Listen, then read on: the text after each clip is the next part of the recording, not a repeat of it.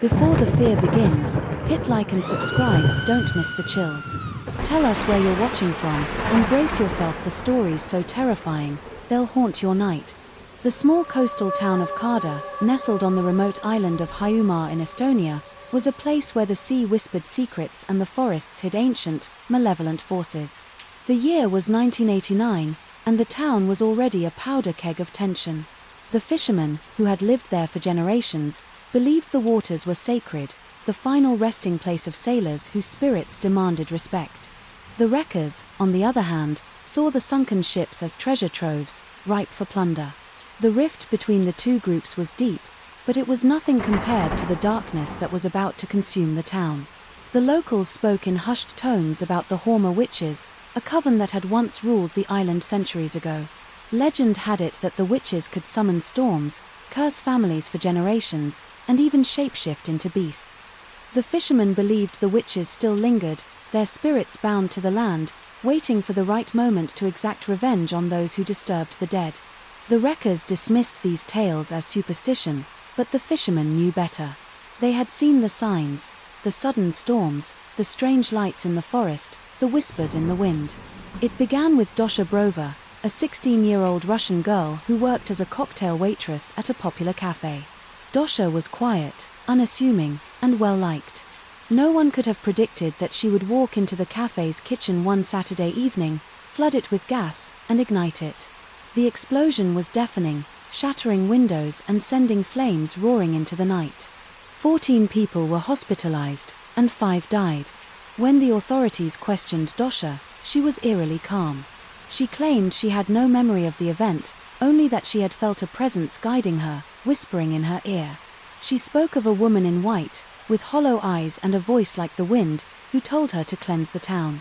2 days later, a Russian fisherman named Ivan swerved his car into a group of schoolchildren waiting for the bus. Witnesses said he was laughing as he accelerated, his eyes glazed over as if in a trance. When the police dragged him from the wreckage, he was still laughing, counting the dead children in Russian: Odin, Dva, Tri, Chaitaya. 1, 2, 3, 4. Ivan had no history of violence, but he claimed he had seen the same woman in white standing in the road, her arms outstretched, her mouth twisted into a cruel smile. He said she had promised him freedom if he obeyed her. The town was already reeling when the third tragedy struck. A family of 4 was found dead in their home. The parents had been brutally murdered by their own children, an 11-year-old boy and his 7-year-old sister. The boy claimed he had been visited by the woman in white, who told him his parents were tainted and needed to be purified. The girl, trembling and wide-eyed, said the woman had promised to take them to a better place if they obeyed. The parents had fought back, but the children, driven by an unnatural strength, had slit their throats with kitchen knives. The town descended into chaos. The fishermen blamed the wreckers for disturbing the spirits of the dead, while the wreckers accused the fishermen of spreading hysteria. Some began leaving offerings in the woods, food, trinkets, even livestock, hoping to appease the witches. Others threw their salvaged treasures back into the sea, desperate to undo the curse. But the woman in white was not so easily placated. Marco, the narrator, delves deeper into the town's history and uncovers a chilling truth. The Horma witches were not mere legends. They had been real, and their leader, a witch named Lema, had been betrayed and executed by the townsfolk centuries ago. Before her death, she had cursed the town, vowing that her spirit would return to exact vengeance. The recent events were not random acts of violence, they were part of a ritual, a summoning. The woman in white was Lema, and she was using the town's fear and hatred to manifest herself in the physical world. As the town teetered on the brink of collapse, Marco and a small group of survivors decide to confront the witch. They venture into the forest, armed with ancient symbols and rituals passed down through generations. In a clearing, they find a circle of stones, glowing with an unnatural light. Lema appears, her form shifting between a beautiful woman and a grotesque, decaying figure. She taunts them, revealing that the curse can only be broken by sacrificing one of their own. In a desperate act, Marco offers himself, but the witch laughs, saying it is too late. The town is hers now. The story ends with Marco fleeing Karda, the screams of the townsfolk echoing behind him. The town is never the same. Some say it was abandoned, while others claim it still exists, hidden from the world, a place where the woman in white walks among the ruins, waiting for new souls to corrupt. Next story. My name is Marco and I'm writing to you from Estonia. We have a really weird town here called Karda, where a lot of weird, scary stuff happened back in the 80s, and I think your viewers would be interested in hearing about it. I don't expect many of your American listeners to know where Estonia is, but that's not trying to clown on you guys, as they say. If you put a gun to my head and ask me to point to the state of Idaho on a map, I'd tell you to pull the trigger, and I'll never be convinced that Kalamazoo is a real place until I actually see it for myself. Now, my point being is that my geography of far-off places isn't all that great either. So allow me to explain where Estonia is and what we're all about, and to put it very simply, Estonia is situated in Russia's armpit. It's not so much the armpit part which makes that so bad, because if Estonia was situated in Margot Robbie's armpit, I think that would be fantastic, but instead we're in Russia's armpit, with little Lvia to our south and freaky Finland to our north. They're freaks and they know it. Don't worry about calling them out on it. We are reserved, independent and nature-loving people, and by that I mean we're a bunch of emotionally distant loners who love long hikes where we drink vodka and complain about the weather. Estonians are so terrible about talking about their feelings that if I asked how are you, and you replied, I'm good, thank you, I would consider that a deep, heart-to-heart conversation, as if you have laid out your entire soul to me. If Estonia sounds kind of like a weird place, then my job has done, because it is a weird place.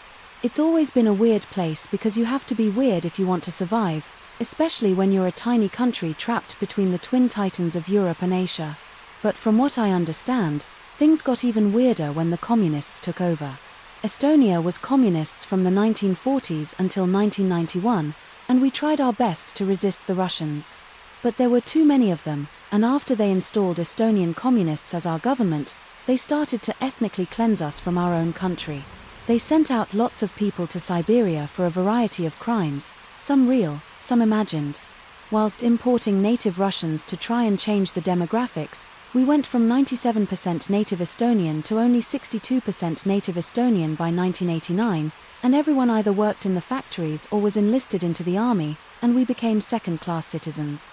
In our own country, the secret police was everywhere. You couldn't even go to the beach without permission, and if you were caught watching anything but Russian TV, it was just like that guy in Parks and Rec saying straight the jail.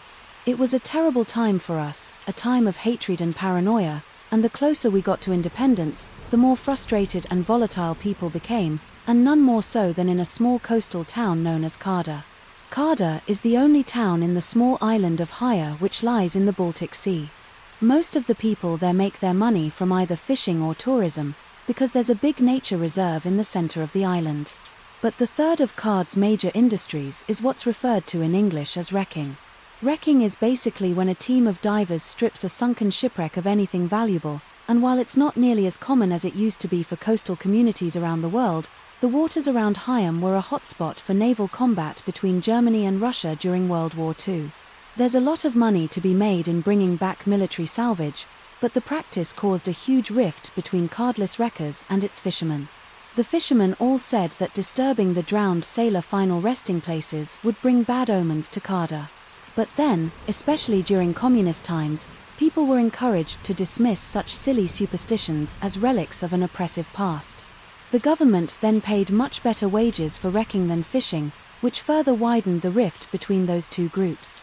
And for a prolonged period, I'm talking many years, there was a general feeling in town that something bad would eventually happen, either because of the hatred between the wreckers and the fishermen, because of the bad luck that the latter was bringing, or because of a third reason, the curse of the Horma witches. Now I don't believe in this kind of thing, but it's worth mentioning because a lot of people around Horma do believe in it and, as we all know, believing can make a regular person do some very strange things. There's a local legend which says he used to be home to a coven of witches. Witches who would cast spells, shapeshift or summon storms, especially to SN ships, or cause bad luck to unwanted visitors. One story claims that many hundreds of years ago a fisherman insulted a group of witches and they cursed his family. His descendants were then plagued by misfortune for generations, and since many of Karda's fishing amalies were descended from this very same family, The witch's curse was often alluded to following the sudden and tragic loss of a local fishing vessel. Again, I don't believe in witches or giants or any stuff like that, but I do believe it's legends like that which contributed to what you might call cardless psychic earthquake. That might sound a little woo to some, but I don't use the term in any kind of supernatural sense. What I mean is all that tension in the region was like the fault lines in an earthquake zone. It kept building up, and when it finally got released it was very bad.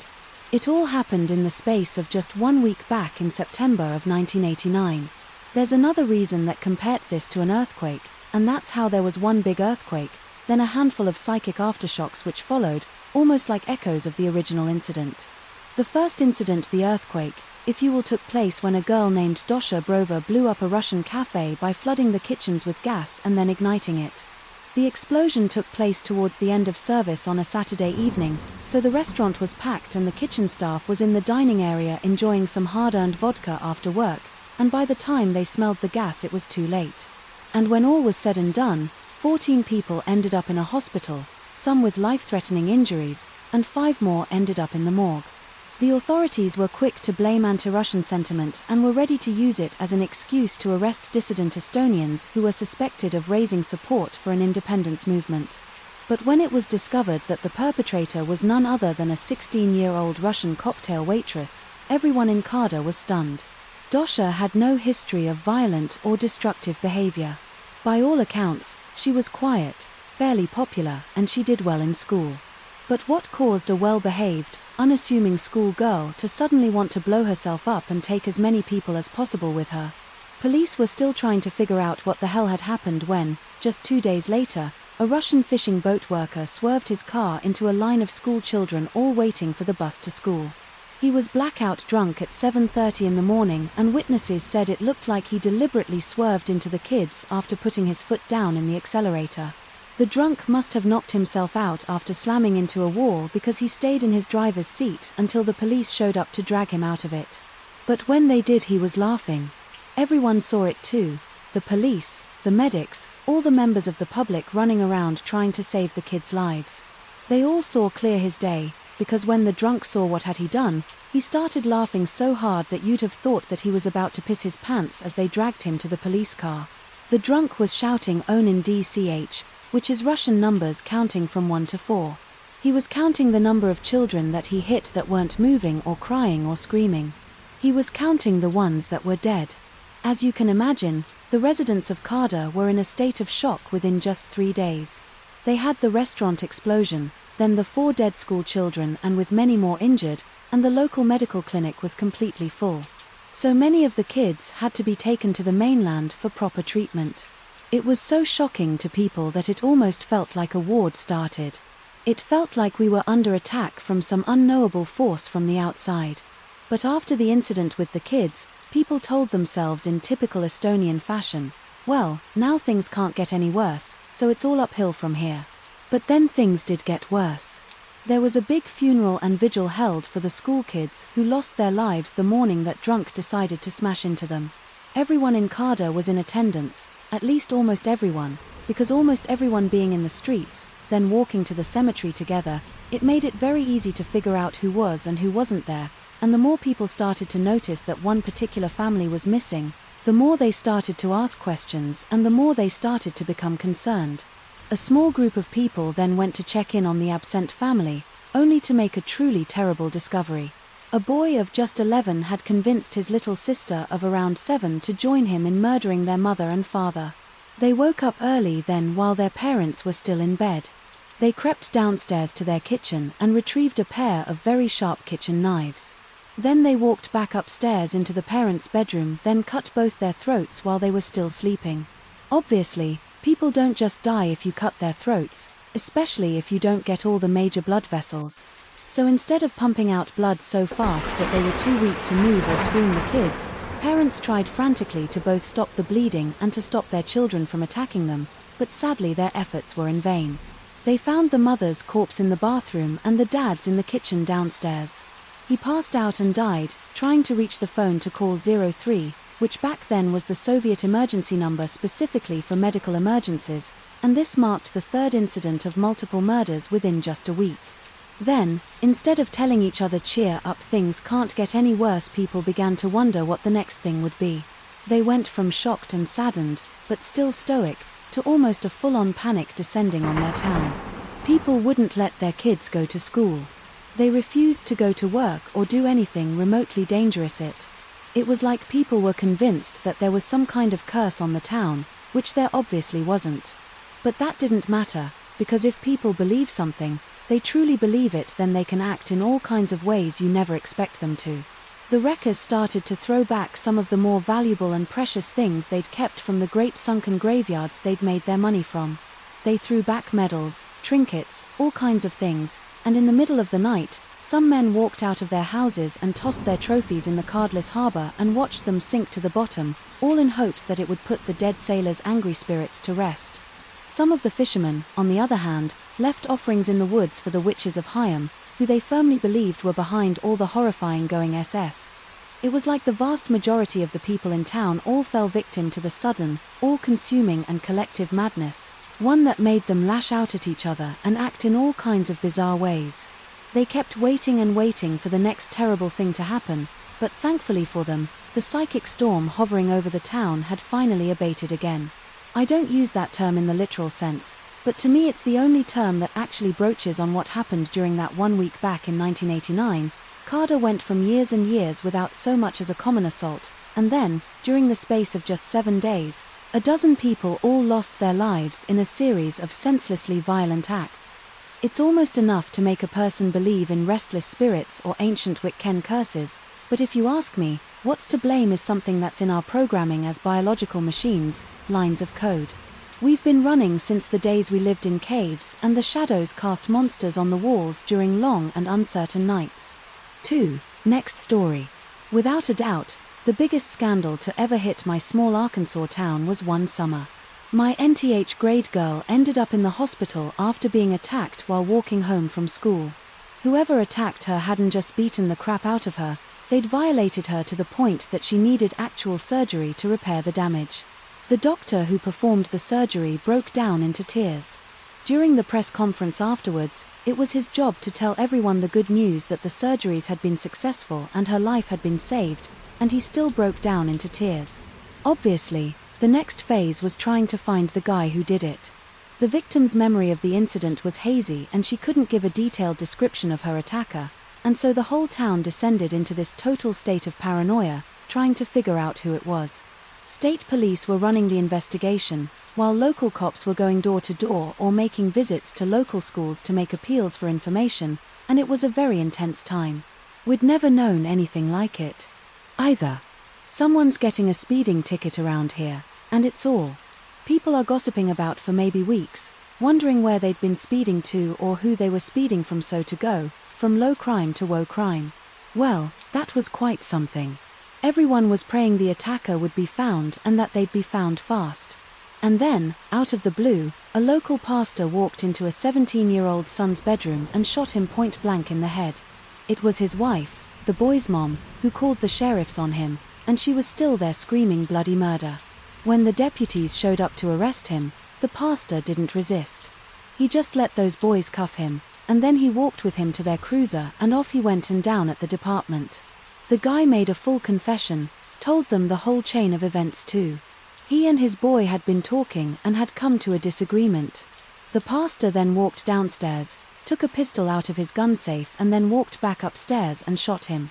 He told them what gun he used, the caliber of the bullet, everything except why he did it.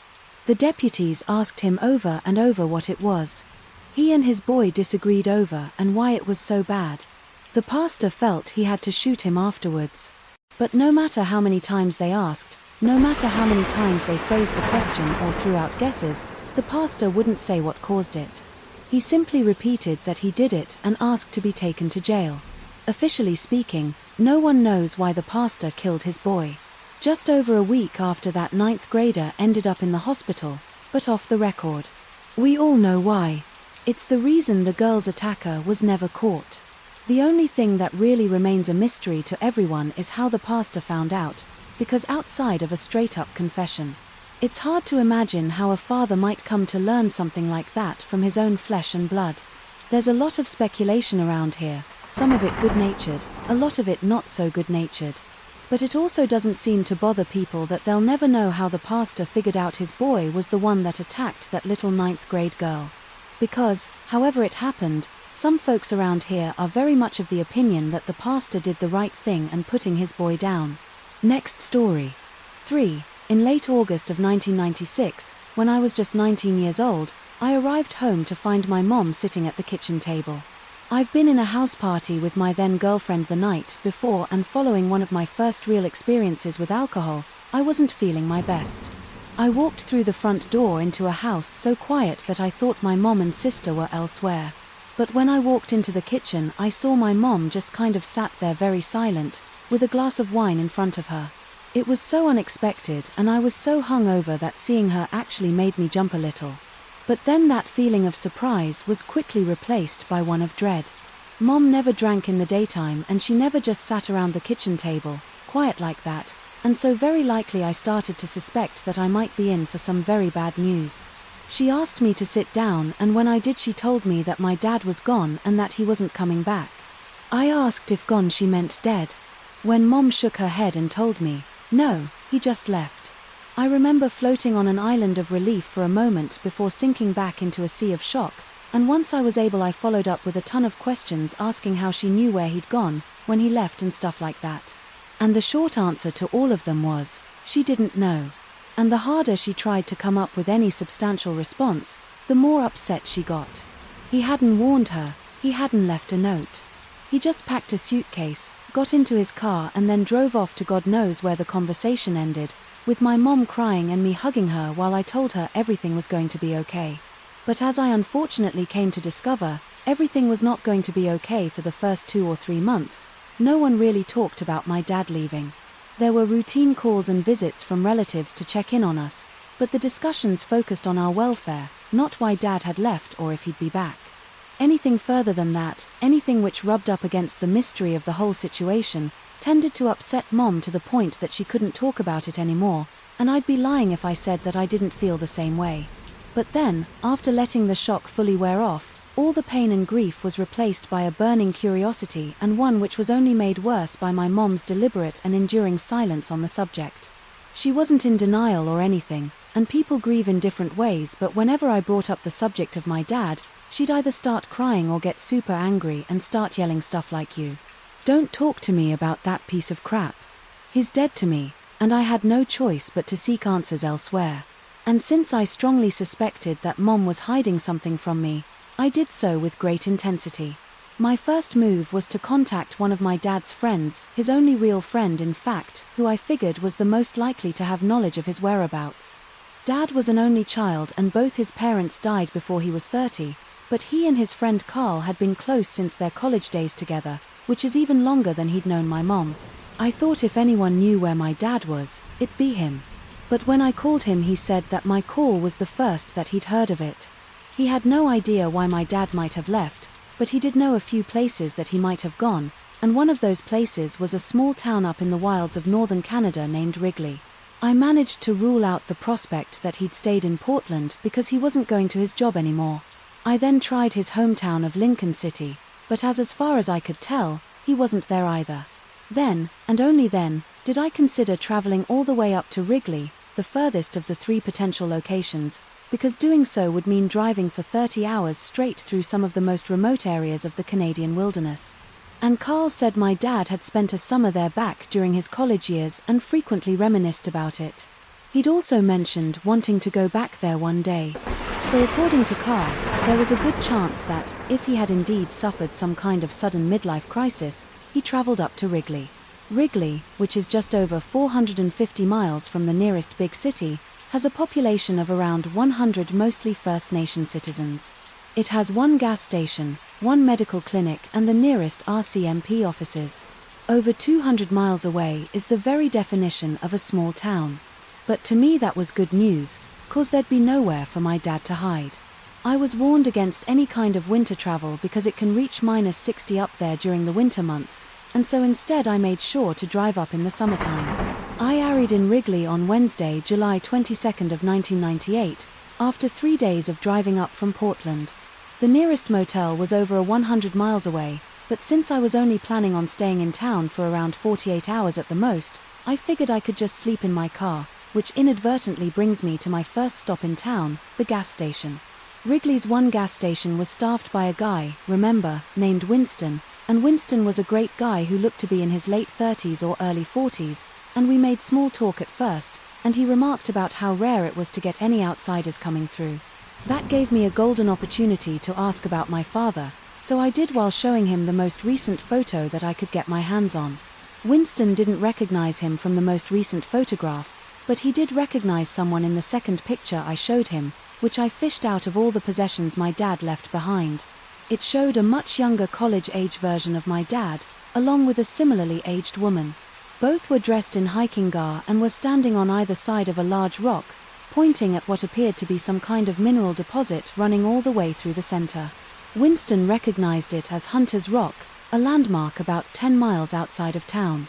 It had been kind of famous back in the 80s because some geologists had come up from Vancouver to take a look at it, and local legends said that it was the spear of some ancient gargantuan hunter that became embedded in the earth when they missed their intended target, and this gave rise to rumors that Hunter's Rock was some kind of meteorite that had indeed buried itself deep into the earth after falling from the stars.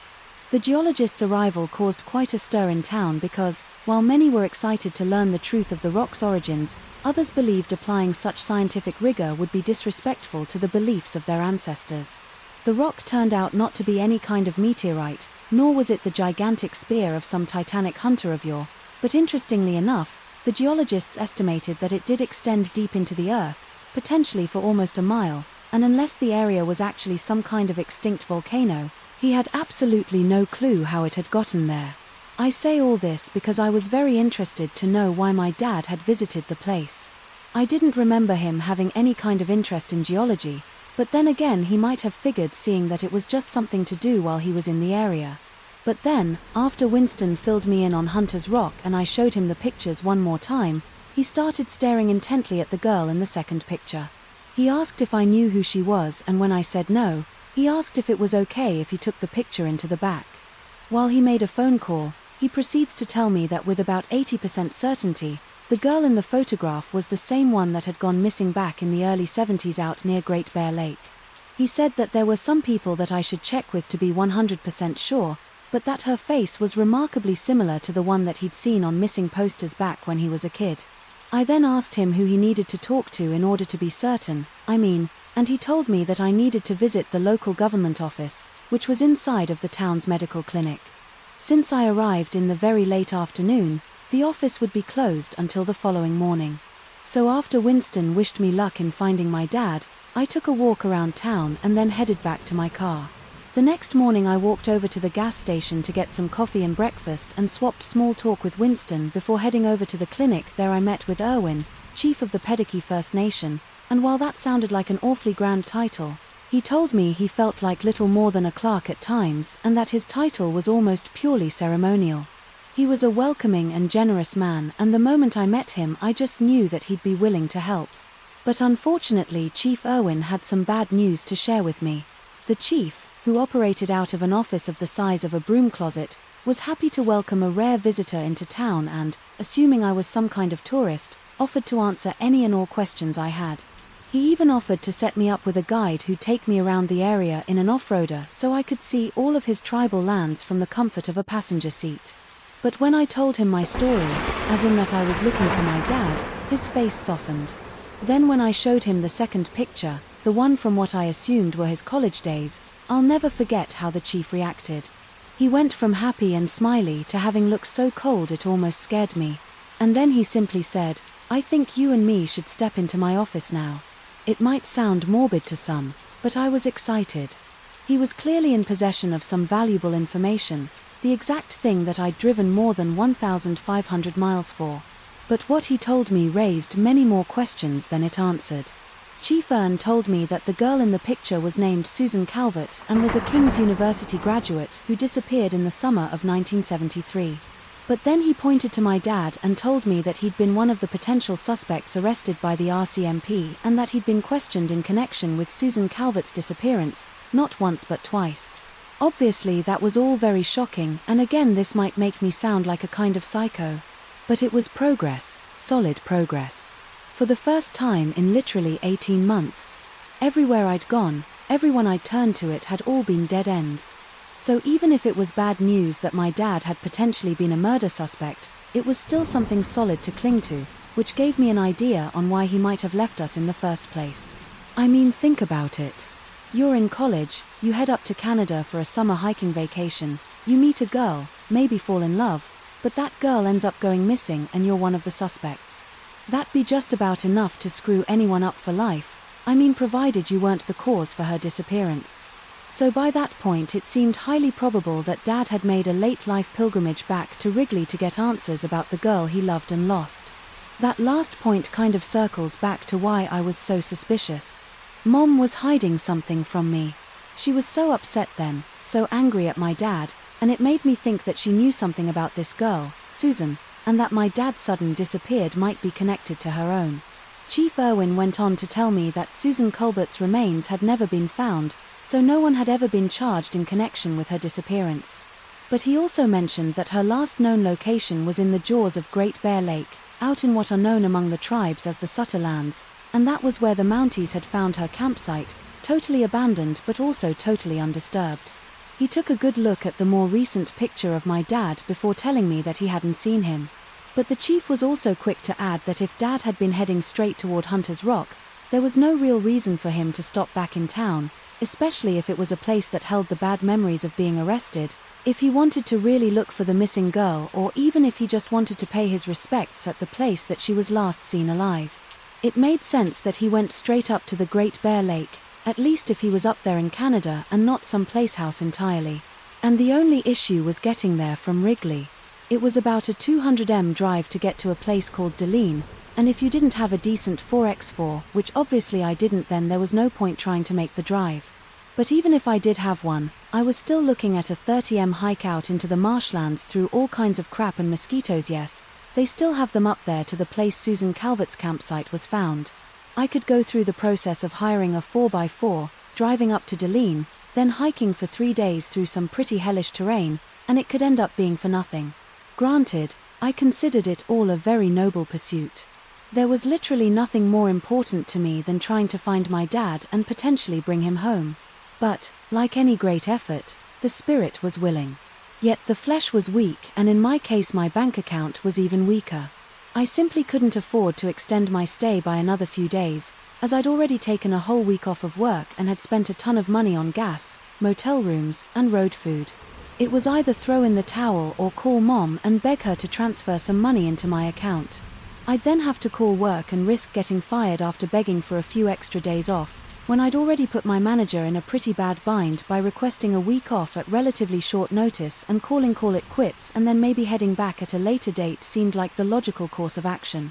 Being up there in the Northwestern Territories made me feel like I was close, you know what I mean, so close that I could practically feel him up there with me. Somehow, then, the more I thought about it, the more I realized that there was no turning back. Not unless I wanted to live with the regret of inaction for the rest of my goddamned life, but the thing that really sealed it was when Chief Irwin told me that Deline had an RCM office and how that was the place. They'd questioned my dad after his friend Susan disappeared. They'd have records, written reports, everything I needed to get more information about what had happened to her and my dad, and with that in mind I called work and then I called my mom. Now getting the time off was easy, 'cause I was just honest with my manager and told him what I was doing. My dad had left. We were worried about him, so I was off looking for him in the hopes of bringing him home, and hell, maybe even saving his life too. And at that my manager said, "Take all the time you need." Mom, on the other hand, was not so easy to convince. She didn't know where I was or what I was doing. So when I called her and informed her of the situation, she was not happy at first. In light of what I was doing, she refused to wire me any money and told me to return home immediately. I had to argue with her for about a half hour straight using the phone in the Wrigley gas station's office, before she finally relented and agreed to send me some money. I'd be lying if I said that it didn't get a little tearful at points, and I'll be forever grateful to old Winston for giving me my privacy during that phone call. It was quite possibly one of the most intense I've ever had. I also owe Winston in another way, an even bigger one too, because it was he who agreed to drive me all the way up to dine near Great Bear Lake in exchange for nothing but gas money, and I guess he was pretty invested in my little story by that point, especially once I shared what I'd learned from Chief Irwin. But before we set off the next day, he told me that he wouldn't be following me out into the marshes. I told him that I wasn't expecting him to and how. I wasn't 100% decided on whether or not I was headed that far anyway, but then he said something that sticks with me to the day I die. He asked, "If your dad's out looking for the girl and you're out looking for him, who's going to end up looking for you? You ever think about that?" And I remember those words, and I hadn't. I'd never even paid one single iota of thought towards that concept. But when I did, and the moments after Winston asked me, it chilled me to the bone.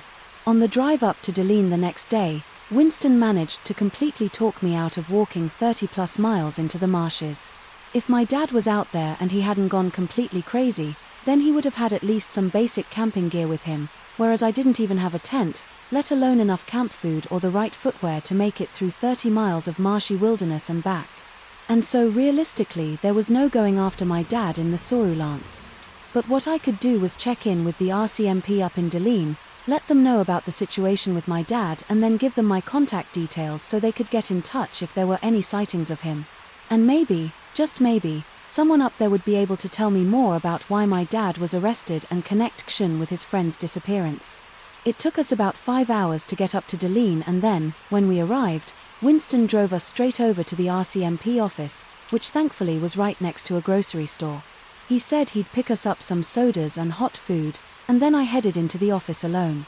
The office was just a small reception area with a larger room behind it, and after looking through the open doorway I traded greetings with a younger-looking, red-coated, Mountie Constable Jacobs, who was around my age, seemed only too happy to help me. But when he realized that I had more than just a basic inquiry in mind, he told me to sit tight while he radioed. The only other Mount and Deline, a man named Mackenzie, not his real name, and the need for the pseudonym will shortly become clear. Mackenzie, who was considerably older than his junior co-workers, seemed far more equipped to help with inquiries of a historical nature, and he did help. He was a little frosty with me at first, but after I told him the whole story about looking for my father, he warmed up enough to talk to me. Mackenzie actually remembered the incident involving Susan Culver and my father, because he'd been a junior consul way back in the 70s at the time of the investigation. He remembered my dad stumbling back into Dean on his own. He remembered how it was he who had reported Susan missing, and he also remembered how, following the initial round of questioning, the Mounties basically had no choice but to consider my dad as a suspect. Mackenzie hadn't been present for either interview, so all he knew was that my dad had somehow implicated himself. But that's all he knew. They had all the files and reports on site, but Mackenzie said he couldn't share them without the proper clearance, and that might only come after a lengthy Freedom of Information request. If he had showed me the files, he might actually lose his job, and, as he put it, he hadn't worked just shy of his 30 years only to lose his pension. After a little snafu like that, it was frustrating but also strangely cathartic. I kind of hoped that they might just show me the files in the back room or something, but I guess that was purely wishful thinking on my part. Filing out a FOIA request might take months, but to me it was just another step on what had already been a long journey of tracking down my dad. I've been searching for like 18 months by that point, and I sure as hell could have waited a little longer. And even though I traveled all that way, I knew I wasn't going home completely empty-handed. Mackenzie and Constable Jacobs both promised to keep an eye out for my dad, and even promised to call me if they heard or saw anything out there in the jaws of the bear, and by that I mean the marshlands where Susan Culvert went missing. And before I left, Mackenzie asked what my plans were. I told him I was heading back to Wrigley and I would probably spend another night in my car before heading south.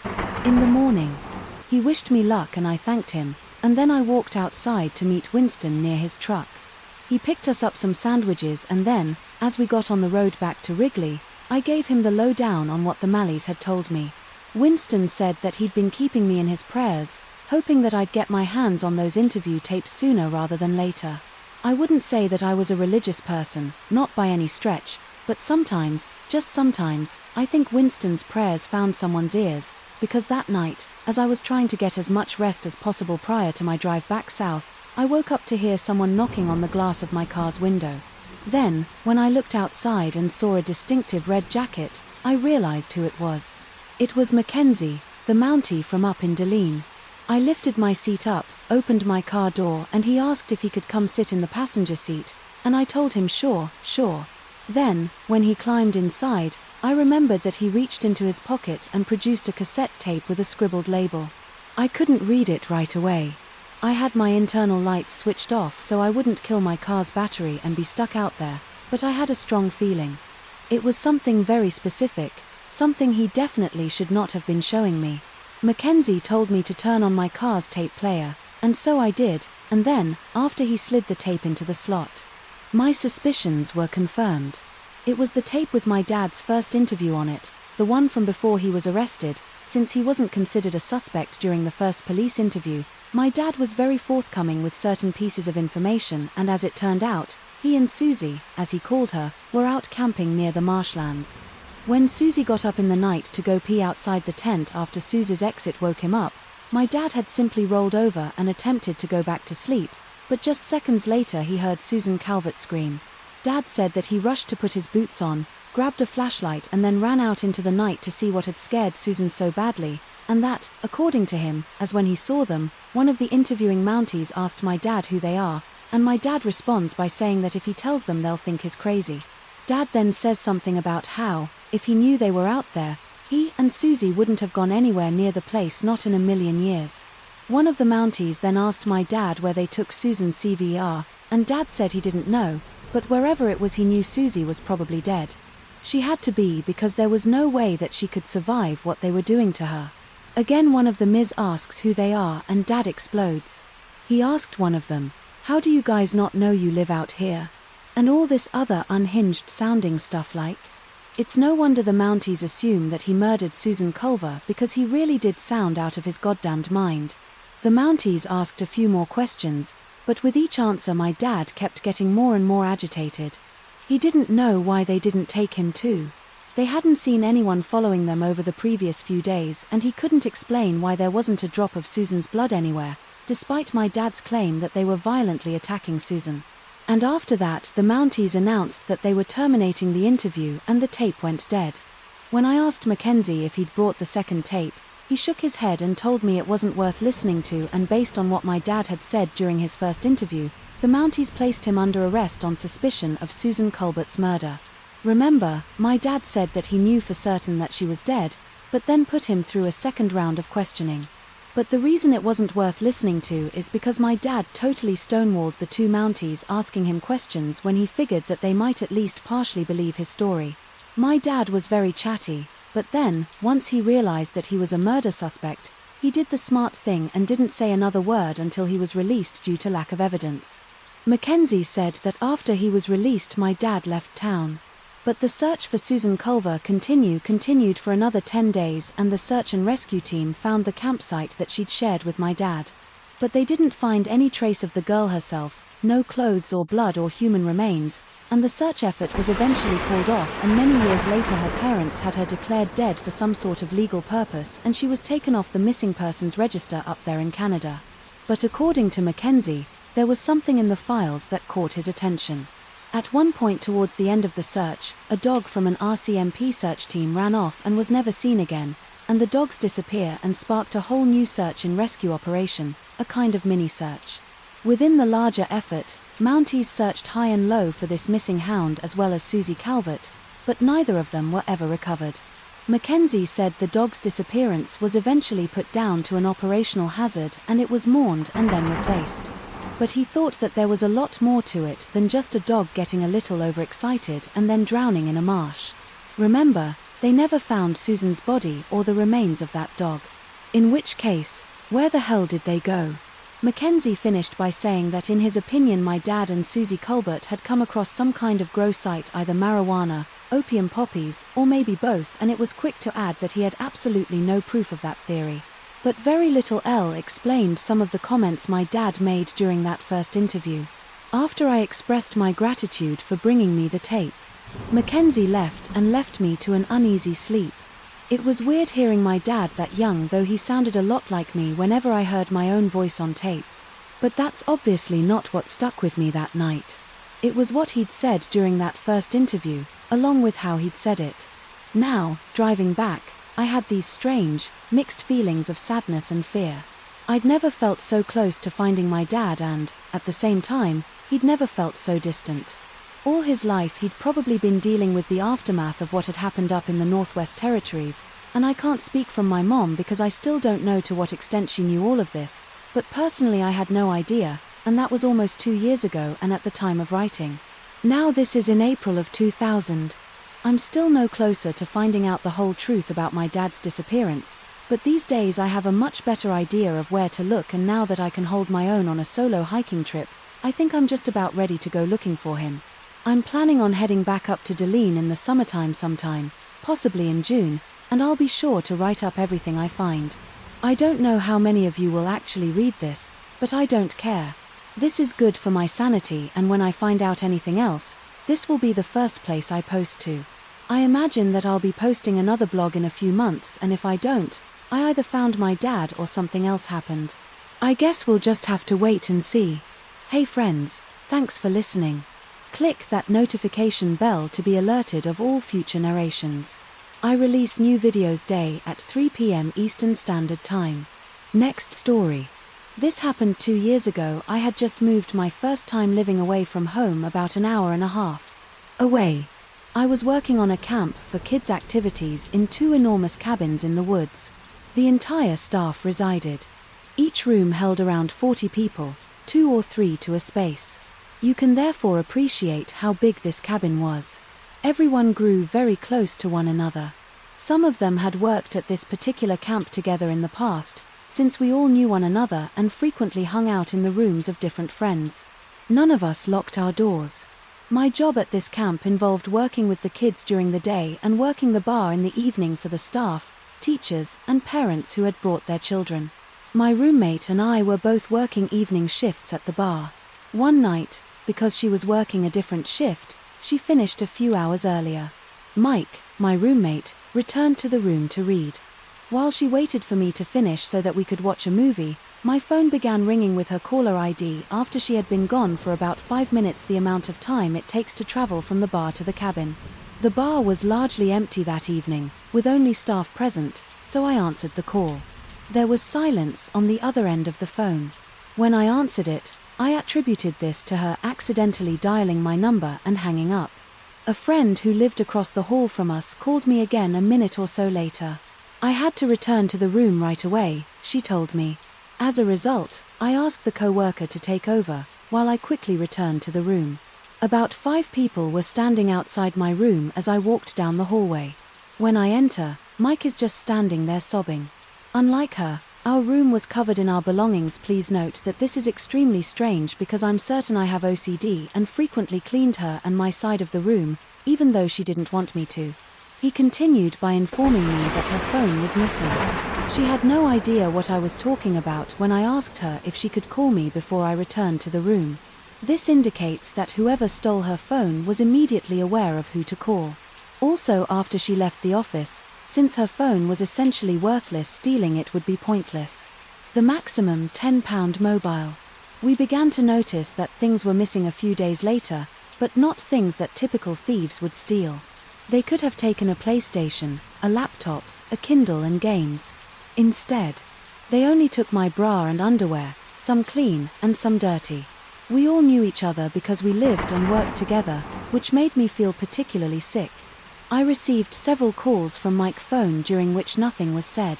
On the other end, naturally, we did report it and our bosses promised to look into it. We were somewhat held responsible for leaving our door unlocked, which I now recognize as extremely foolish. The unsettling thing was that when I entered the staff lounge a few days later, Deb's phone was still sitting on the windowsill. There was no one inside and no one was visible outside. At that point, I quickly knocked out of there and locked myself in my room until Mike returned.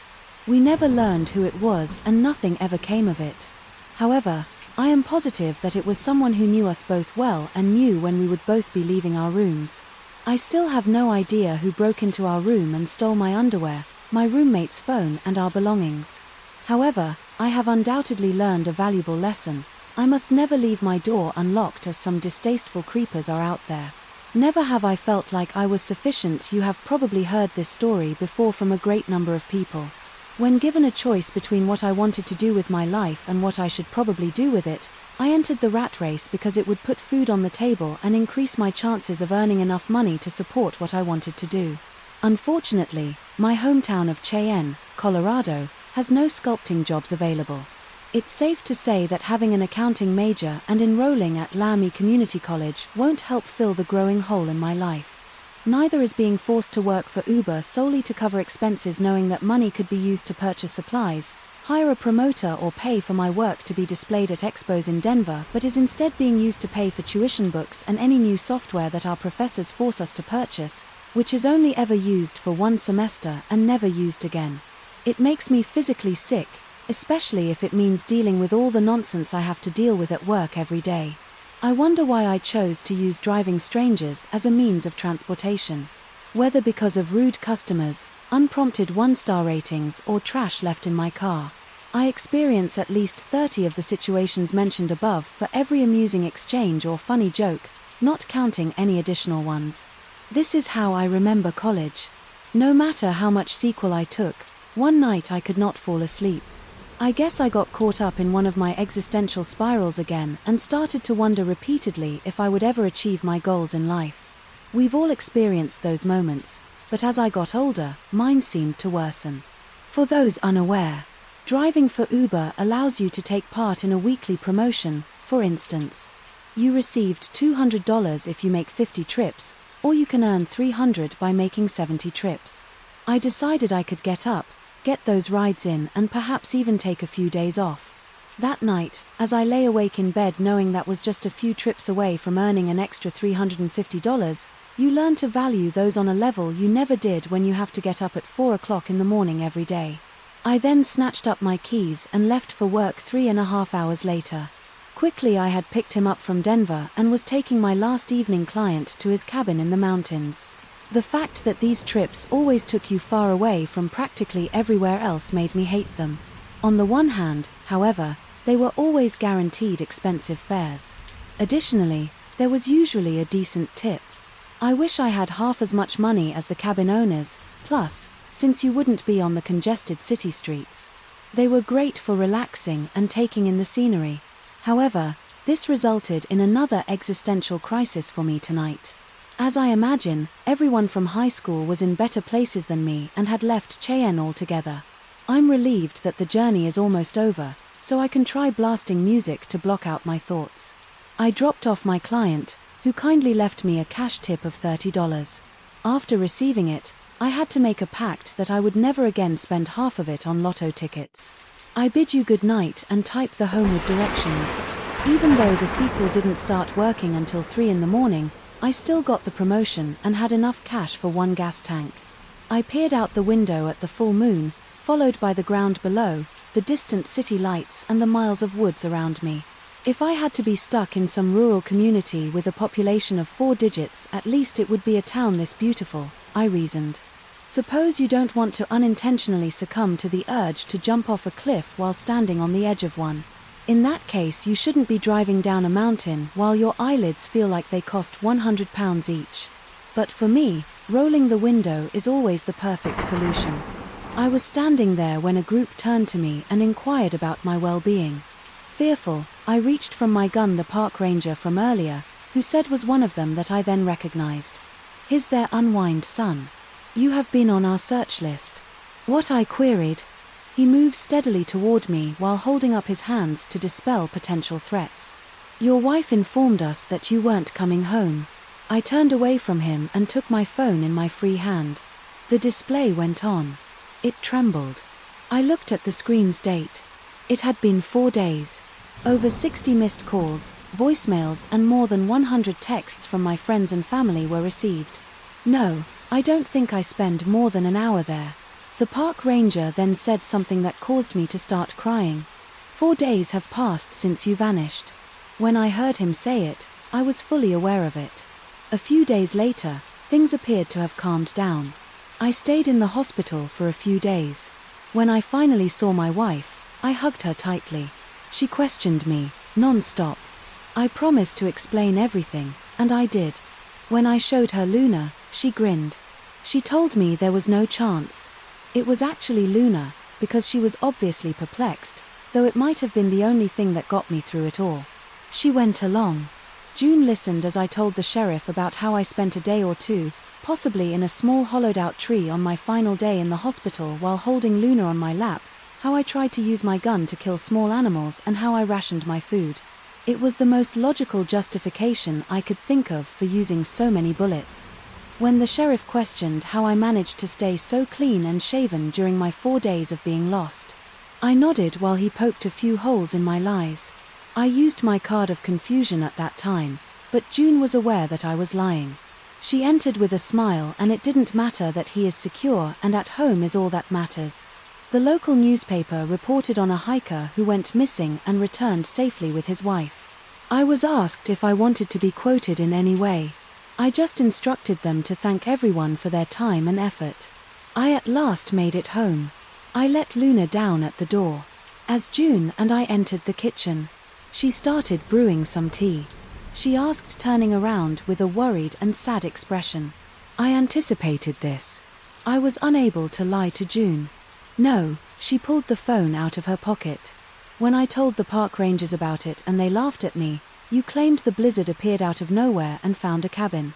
Due to my confusion, I lied. I needed to. The truth would only make me appear crazy. Really, I'm not sure that part was accurate because I could no longer be. She smiled and put her phone down in a loving manner. What matters is that you take your time and enjoy your home. I hadn't had a good night's sleep in a few days. I frequently woke up during the night sweating, as is to be expected. I had a lot of inquiries. The leathery creatures wanted me to remain outside, but as soon as I entered they didn't want me to leave. They defeated the object that rose from the ground. They didn't save me, did they? A week or so after it all occurred, I remember pacing the living room one day while June slept in her bed by the window. Luna was seated. That item in the cabin was, on my mind, non-stop. Then I was certain those leathery beings were attempting to barricade me in and that other thing inside. They attempted to block my exit, and every twitch they made was accompanied by the flicker of tendons. They lacked eyes and only had gaping mouths with hideous smiles of jagged green teeth underneath. They reached for me and I jumped back as the whispers resumed. Hey cat, go away, too late now, late, hide. Then, without my intervention, the doors swung shut. Being apart from those figures made me feel somewhat relieved, but I was once more terrified of being alone with those leathery individuals. I almost felt more secure than I did alone. What caused that? They reached out to either kill me or save me. Even louder than before, the radio started playing. Once more, every pulse of that static was felt by me. This time, a message was transmitted. The words are audible. Minor break was then followed by. I was fixated on the radio. The mat on the floor was where I was kneeling. When it suddenly started to move, I jerked away, startled, and watched the mat shrive. The radio abruptly stopped as I extended my hand to grab the mat. I retracted it. A perfectly shaped 8x4 rectangle which served as a sort of trapdoor was located below it on the wooden floor. Something then strikes it from below. I quickly turned around and found myself by the restroom door. I fumble inside the restroom after reaching out and pulling the handle downward. The restroom was well lit. I waited. While I closed the door, I could hear something rattling around and heavy wood hitting wood. My brain switched to high gear. Was that a message for me that he couldn't leave? I thought I was going crazy at this point.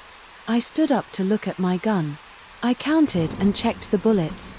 12 were present. There was silence outside. I took deep breaths as I steeled myself. I took a deep breath before leaping back into the space and opening the bathroom door. Absolutely nothing had changed. Still functioning was the lamb's light. I took another look around, focusing on the wall of cautions. Then I turned to face the mat that had been turned around the wooden floors. Gaping hole flipped back. There was now soil all over the place because the trapdoor had been opened. I abruptly hear meowing. A cat is scurrying around between my legs at my feet. I can immediately identify it, a cat from June and I's first home. It is impossible. I bent over and took him in my arms. I moved around the room, holding Luna in one arm and carrying my gun in the other. As the cat squirmed and hissed once more, I heard whispers outside saying I could not leave. I tried my best to stay calm as I trailed the gun around the room while looking at the message on the wall, which had mysteriously vanished. No matter which way I turned, I then heard a second whisper. "It's not just you." This had originated from the cabin. I hurried to the front door, scanning the room quickly. I peered up and down, as well as side to side, at the enormous hole in the floor, but I was still unable to determine its source. I attempted to soothe Luna when she hissed once more. I had to concentrate on making sure that nobody attacked us, but then I caught sight of it. I noticed this shadowy creature clutched high in the corner of the room as Luna lets out a wailing whine. It had no arms. All it had were black tendrils that reached back into the room's corners. Its feet hung like those of crows. While searching for something to hold on to, they flexed humbly. They suddenly snapped at me. I dropped Luna as I sprinted for the door. I threw open the door and jumped into the snow. My backpack felt like it was being grabbed by something to get away. I had to struggle when the leathery creatures from outside moved in. They went from my back snails, rather than attacking me. As those leathery things started to pull me free, I cried out for assistance. I climbed and hurried over to the fence. Everything to escape. I turned around. What prevented me? As they reached out through the door, I observed the leathery creatures beating at their paws. The talons appeared to dissolve behind Luna as she ran through it, all at high speed. The leathery creatures turned and swung toward me as I got closer to the fence. My gun is empty now. It is chasing me while firing headshots all around her. The monsters fell. I took the time to scramble up the fence as Luna followed suit. As I swum over the top of the fence and landed awkwardly on the other side, she clung to me and purred. The gun was pointed at the bodies of the leathery creatures as they floated upright to their feet. As I stood up, Luna clutched in my arm. They suddenly rushed the fence while burying their teeth and escaping whispers taped. They didn't follow me past the fence, which surprised and relieved me. As I staggered away with my raised gun, the wind and snow held at me.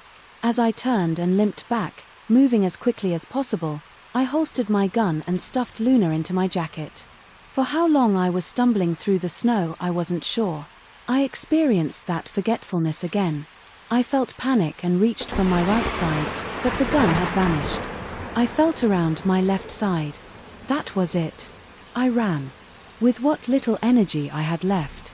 I eventually came out onto a warm, dry path through the tree line. Now the sky was clear and bright. Then turned to look around.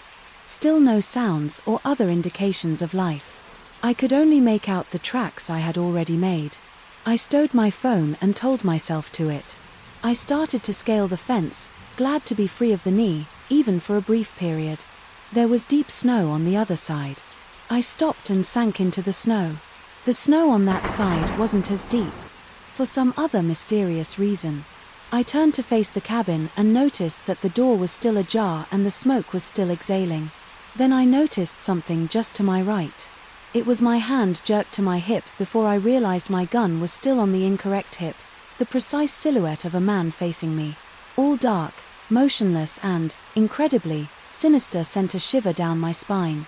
He was at the opposite corner from me and, to make matters even creepier, he was standing on the snow rather than being covered in it like I was. Hey, I made a fool by calling out to find some cover shelter. Neither he nor it responded. It simply stood still. No matter what I did, I could not see its face from that distance, not even a feature.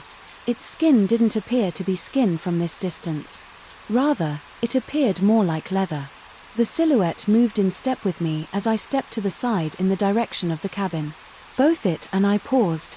I started to breathe quickly. I took a step forward and then took another step backward. I then grabbed my weapon. I always have a gun with me, I yelled, implying a threat. The silhouette didn't move. Even without eyes, I was unable to see. It seemed to be watching me. I remained motionless for a minute and so did it. I moved slowly and it followed suit. I turned to look at the cabin before returning to its owner, whoever it was guard at that point. I drew my gun and pointed it at the ground while making it clear what I was doing. I'm entering right away, yet nothing. I moved one step closer to the cabin before taking 2 steps back and repeated it. I couldn't stay out here and it didn't want me there. I sidestepped before moving forward like a clumsy chess piece while keeping the gun steady. I calculated that it would take another 20 steps for us to meet face to face. I somehow started to sweat just pure fear and anxiety. I want to avoid any conflict trouble. I yelled as a final warning before sprinting for the door. As I got closer to the door, it followed me step by step. I pointed the gun one-handedly while waiting for it to get close enough. It slowed and stopped his eye dove for the door. Much to my surprise and delight, I landed on my back inside, spun around, and shakily pointed my gun. As I kicked the door shut, I screamed when I saw what I had done. Exact copies of the thing outside had now joined. About 4 more of them were crowded behind it. As the door closed with a thud, I leaped forward. I applied pressure and swung the extra latch into position. I sensed a teeny bit of safety and calm, and my breathing started to slow. I peered out the window, but the brightness of the cabin's interior made it difficult to see clearly. Without cutting my hands off from my eyes, I couldn't help but worry that they might approach the window, break it, and then attempt to yank me out. The image I saw through the glass was unsettling, but I persisted and braved it. They were perfectly still and spaced out straight in front of the cabin. I moved away from the window and turned to look around. Simple cabin with the bed, a back door, and 2 front and 2 back windows. A door could be found to the left. I thought a bathroom. Next to the bed there was a small table and chair.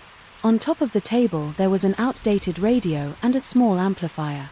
A large mat was in the center of the space, with an odd pattern embroidered. Of course, the absence of a fireplace is yet another oddity. I wondered where the chimney smoke was coming from. I accepted that everything was a ruse, a cunning bait to lure me in. Why would the outside objects want to prevent me from entering any further logical objects? Right now, nothing made sense. I shifted my focus from trying to understand what was happening to what I could do to stay safe and ultimately leave this place. My phone still had no service, so I checked, though the weather could likely be local. I looked around once more before noticing that I was staring at the wall, the only blank wall, as I could see words scratched into the wood. From that perspective, I looked around to take them in and gain a better perspective of the situation. I could read it all at the proper angle, keep to the shadows, ignore the radio, avoid using the restroom, and ultimately give up both helping and not helping. Prayer, you are not by yourself. Unlike the rest of the words, the final few were a warning. They saw that Jimmy was present. I was present and terrified. Thank you, Mandy. Mandy, I recognize that song. I'll beat you, and try to leave songs. Good luck to me. Good luck. All those words lacked any sense of promise. They might all be lies as well. The smoke had been a lie after all. Why isn't this? I swung around to face the radio. I have my doubts. It succeeded, possibly a wind-up radio. The tiny plastic dials lit up. As I moved closer to it, it started to emit static at full volume. I could hear the entire cabin echoing. It stopped as soon as it started, so I couldn't help but cut my ears and fall to my knees. I moved to the front door and placed my hand over the handle because I panicked.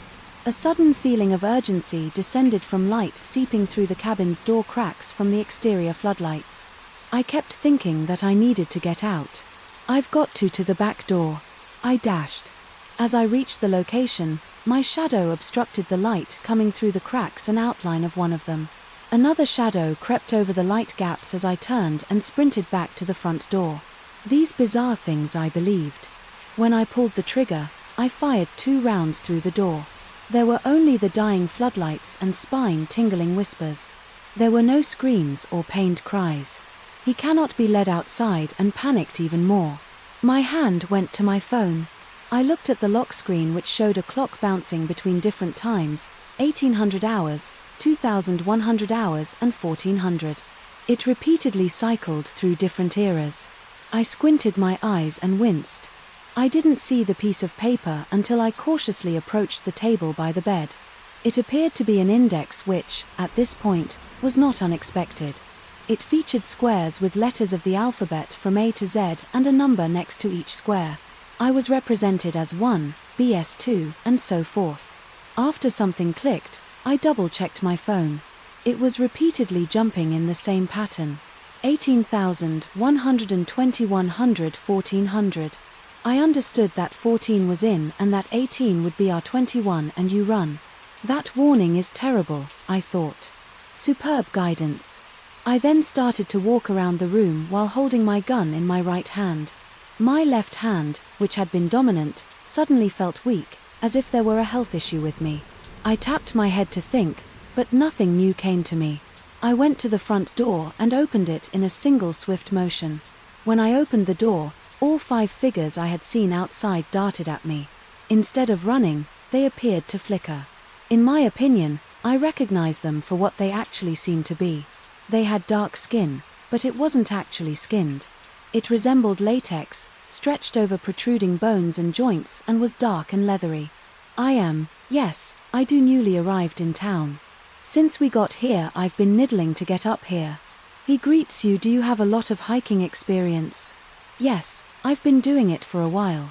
That is very good to know. I only ask that you stay on the trails. Nobody should get lost up here, please. What do I say? Have a good one. Enjoy your hike. The park's Braintree greets me. As I enter, I chose the option that seemed the most challenging. It was the longest trek with steep inclines and difficult terrain. An approximate 6-hour round trip was given. With that I'm content. Additionally, I had a chance to look down over the town and its surroundings while traveling that route. After traveling for 3 hours, I halted at one of the waypoints. A small camping area was present. Since nobody was around, I assumed I was the first person to ascend or that it was just a slow day for hikers. Before continuing up the hike's most difficult descent, I visited a nearby restroom, ate a snack and drank water. As I continue, I take in random bushes, rustling, and bird songs. I stopped briefly. As soon as I arrived at the clearing where you could see the town, I snapped a photo and sent it to June along with a note that read as the top already simple as pie. I sent the message and awaited a response. After a brief pause there was no response, so I guess June was preoccupied with work, and along the way I took a few more pictures of streams, birds, and locations where the sun was shining through the trees. In a particular way, imagined, if you will, I spotted a small opening in the bushes. As I rounded the peak and descended, it was very alluring to see. I tell myself to go no farther than a few meters before turning around and heading back while keeping an eye on the trail. I carefully picked my way through, watching where I put my feet. It was difficult because of the high grass and brambles, but I faced worse. I reached a point where the sun wasn't visible because of how dense the trees above were. After that, I sensed a brief wave of something. It wasn't easy to describe, but it felt like walking into a room and forgetting why you were there in the first place.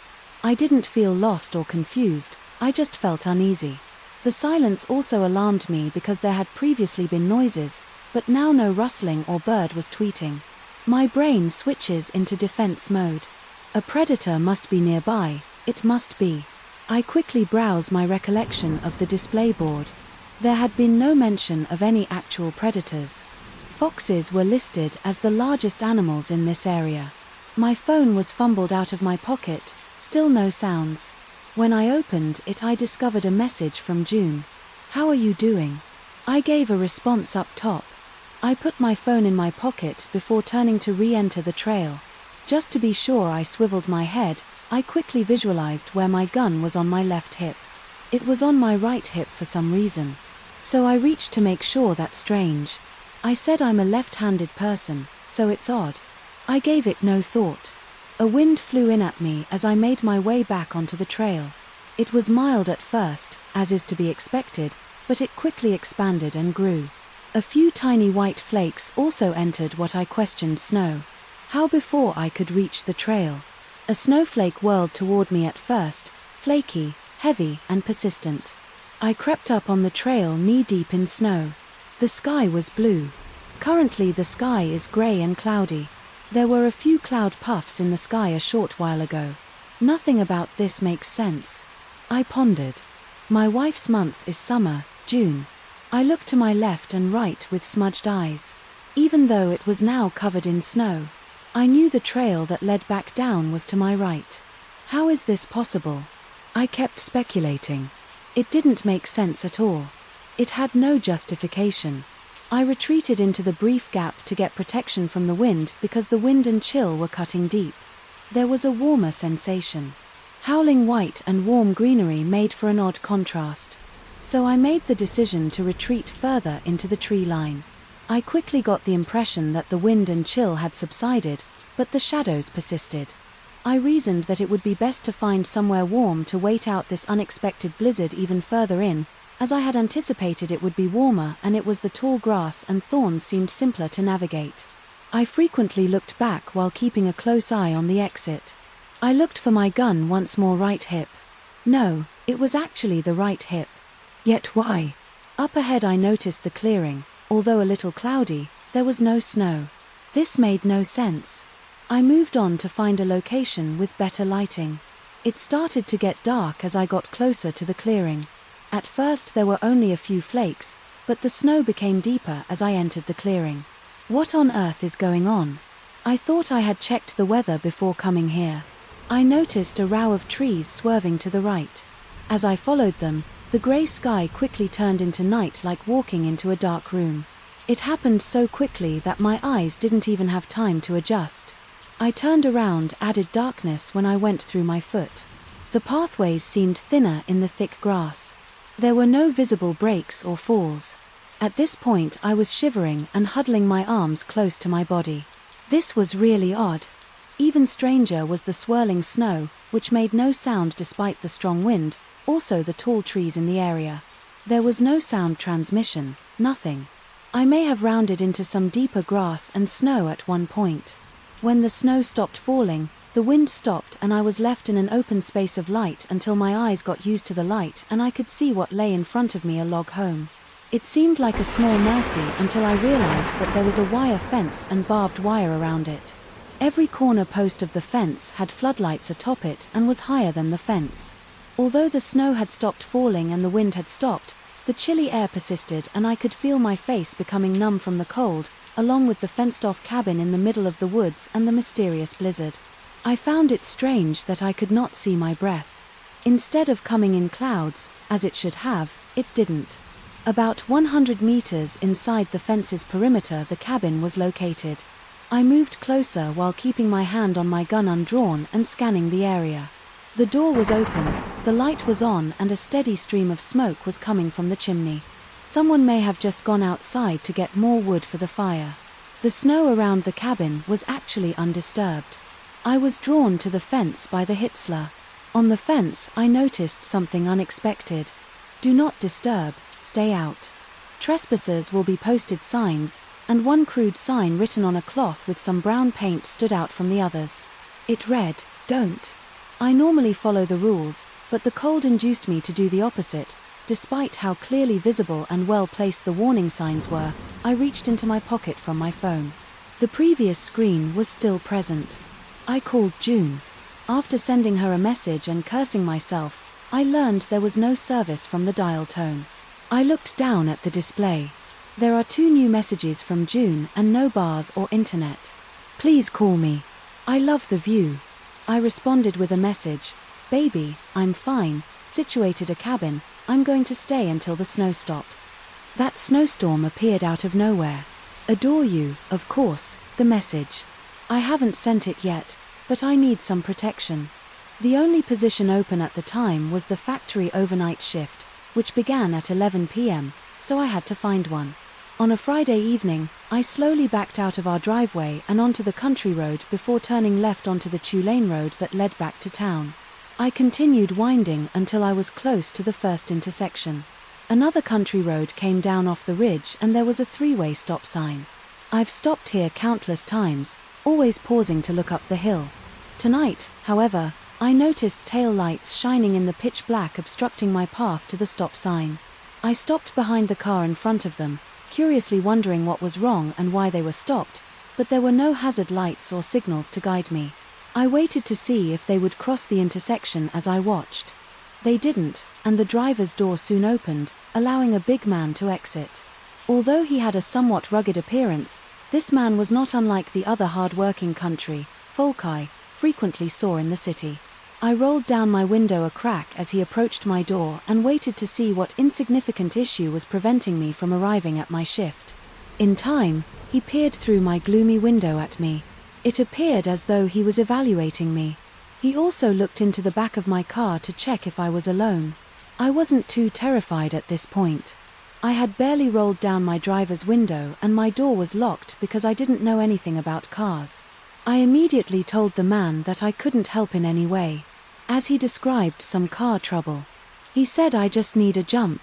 This set off a warning bell in my head right away. He had his lights on.